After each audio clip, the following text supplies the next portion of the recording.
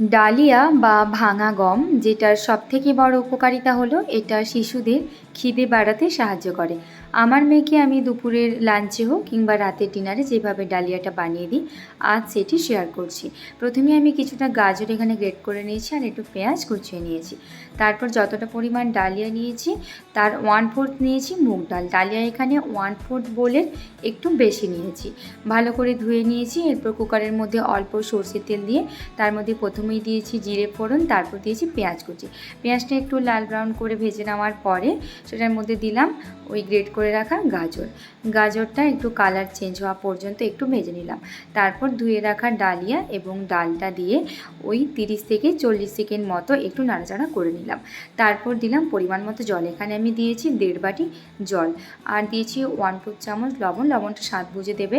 আর দিয়েছি ছোটো চামচের 1/4 চামচ হলুদের গুঁড়ো। ভালো করে মিক্স করে নেওয়ার পরে আরও একটু অল্প জল অ্যাড করেছি। দিয়ে কুকারে ঢাকা লাগিয়ে লো আঁচে 3টে সিটি দিয়ে নিয়েছি। ডালিয়া একদম রেডি। মাম্মা এটা খুব আমেজ করে খায়। আর এটা শুধু বাচ্চারা কেন, এটা কিন্তু বড়রাও সেমভাবে বানিয়ে খেতে পারে। যেমন আজকে রাতের ডিনারে আমি এবং মাম্মা দুজনেই এই ডালিয়া খেয়েছিলাম। যদি রেসিপিটি ভালো লেগে থাকে তাহলে এইভাবে তোমরা একবার বানিয়ে দেখতে পারো।